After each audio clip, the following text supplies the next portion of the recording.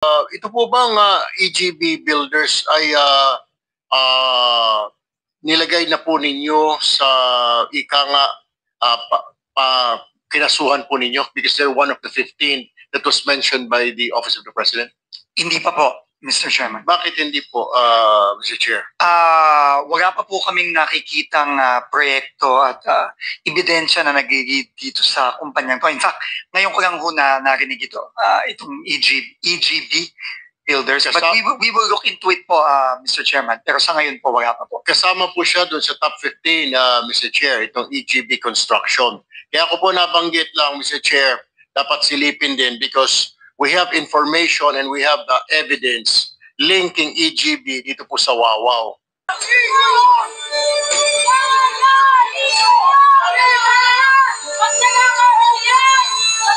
Kasi ito pong Wawaw Builders na ito po ay kumpanya rin po ni Engineer Bagaw.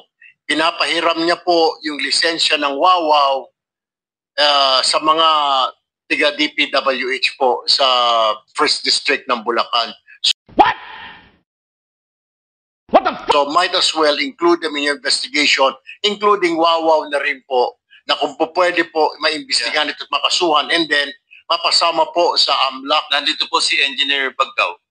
Pwede Engineer Bagaw.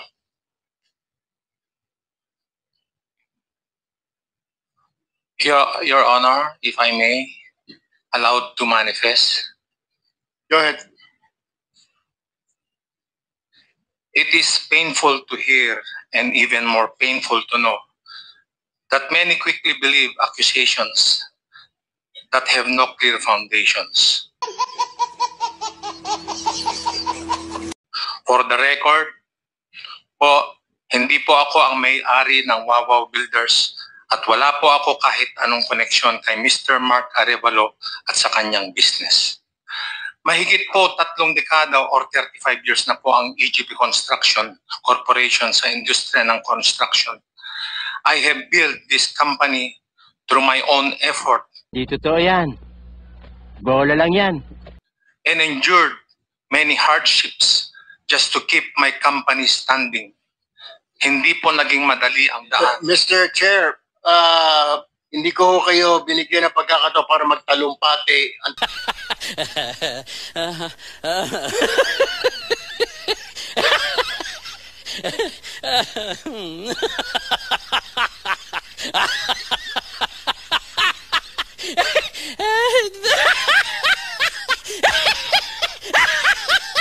Tanong ko lamang kung kayo ba ay may-ari ng Wawaw kasi meron po kaming ebidensya. And make sure yung sinasabi mo na yung kumpanya mo malinis at walang sabit, siguraduhin mo sa susunod na pagdinig dahil pag napatunayan po namin na sa iyo po yung Wawaw na yan, baka ikaw po ay may sama din po sa makukontem po na komite na ito. Do you own Wawaw Builders? With all due respect to the Honorable Committee, I firmly deny this allegation. Gunggong! Barinig kita sa mukha eh! Wala po akong ownership or kahit anong affiliation sa Wawaw. Alright, my next question, last question for you. Ikaw po ba ay member ng PICAB, yung nagbibigay po ng lisensya sa mga contractor? Are you a member of PICAB or board member of PICAB? Sa ngayon po, resigned na po ako. No, before. Before, yes sir.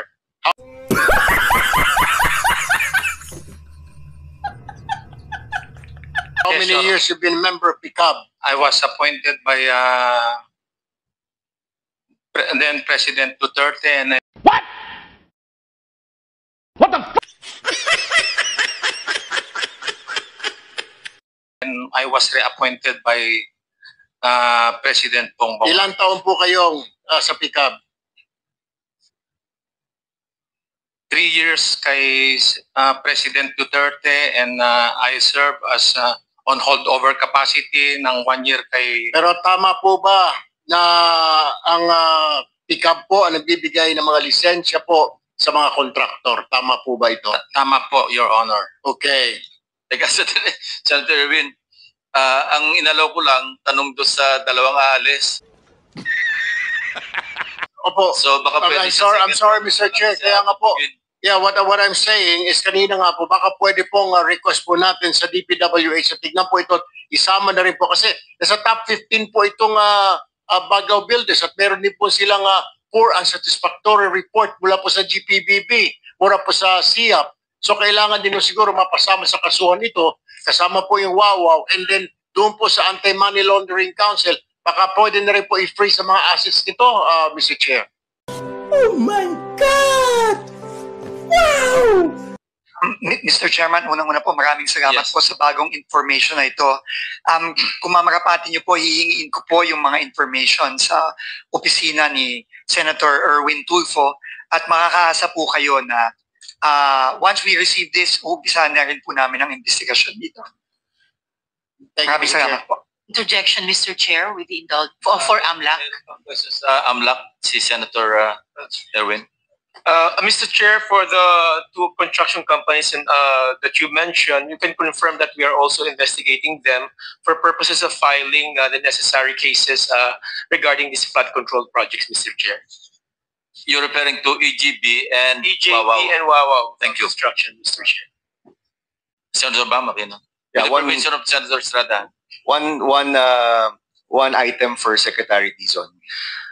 So nire-research po namin yung Philippine Competition Act, and the PCC can file based on an administrative complaint, no, fines on those engaged in bid rigging at a fine of 100 to 250 million per instance.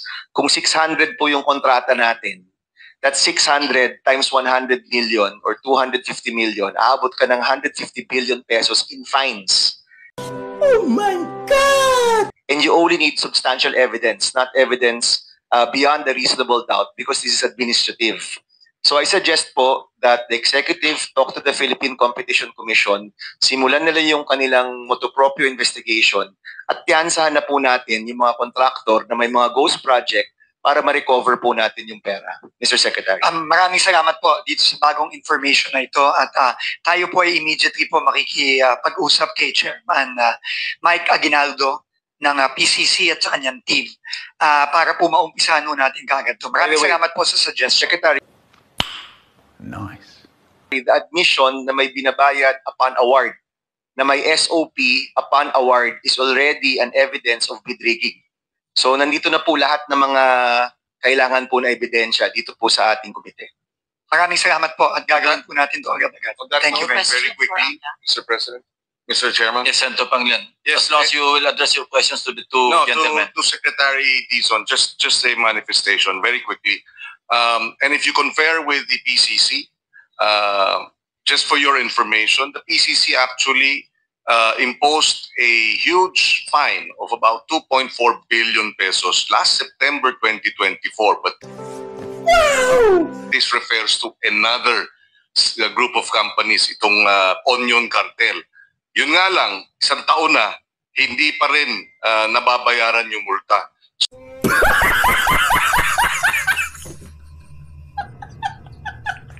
So, for the record, Secretary Dizon, pagka you go that route, wag namang umabot ng isang taon bago wala pang namumulta. For the records. Opo, maraming salamat po. Pipilitin po natin at action po tayo agad dito. Nice. One question Maraming for salamat AMLAC, po. Mr. Chair. Senator with the indulgence Taveras, of Senator recognized. Estrada. Salamat po, Mr. Chair. Kay Sir Attorney David, sir, well, nagpapasalamat po ako sa mabilis yung aksyon dun sa request ng bagong DPWH Secretary na i-freeze yung accounts ng mga involved dito.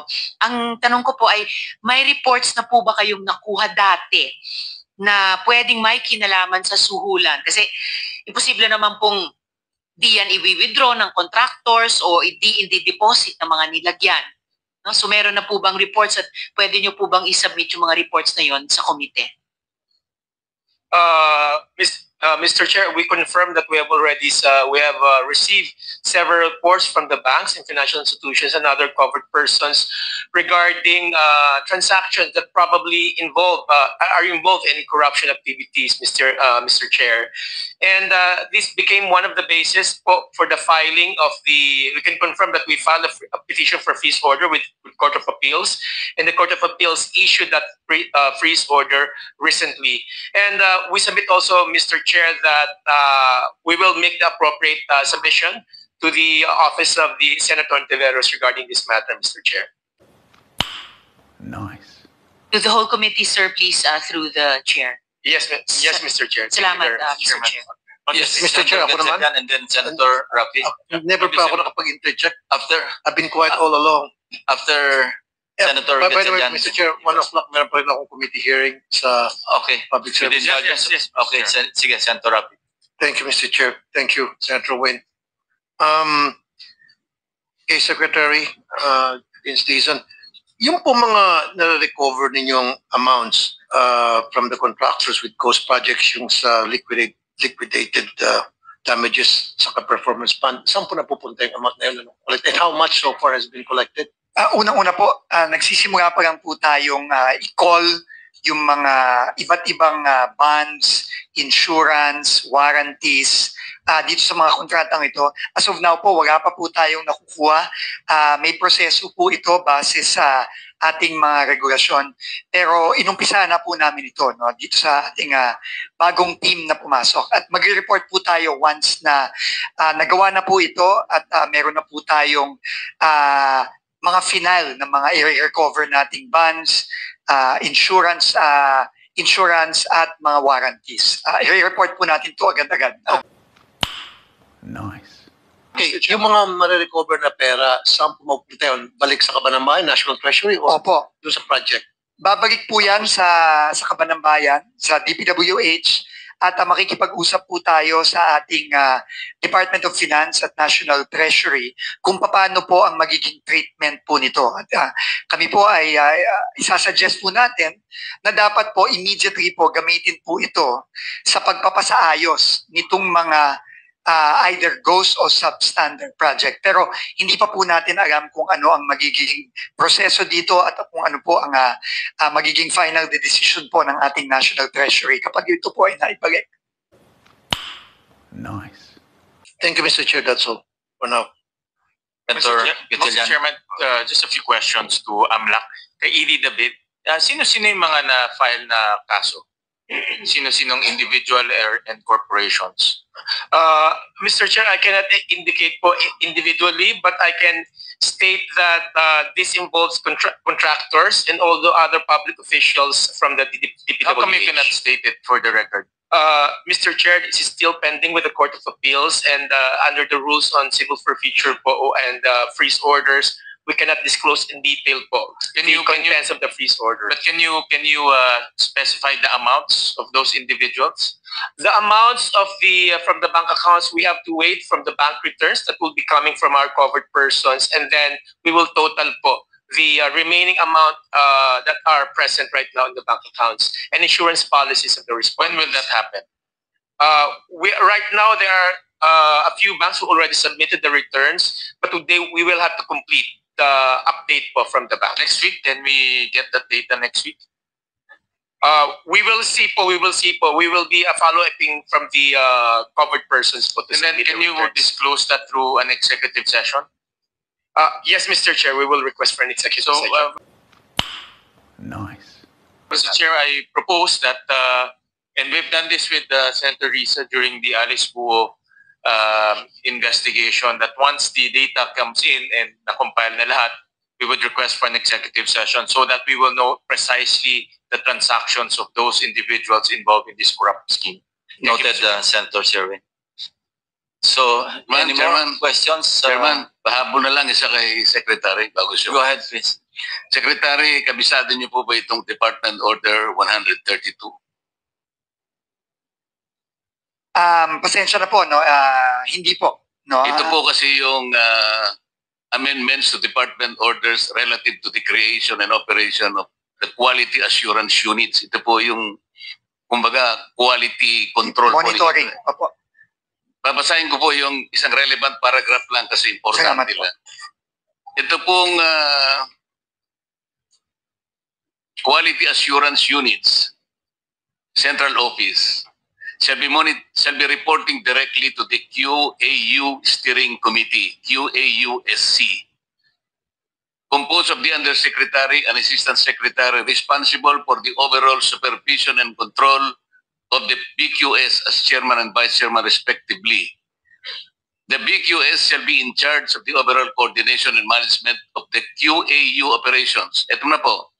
The QAUSC shall ensure the proper implementation of the guidelines for the imposition of administrative sanctions to erring engineers involved in the defective implementation of DPWH projects. Siguro po dito kayo mag-umpisa dahil po ang pinag-uusapan natin yung bulok na sistema.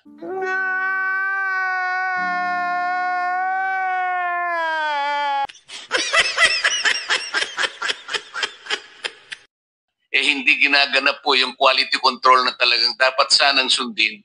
Sana wala po tayong iniimbestigang mga proyektong puro kabalbalan ngayong umaga. Salamat po, Mr. Chair. Thank you.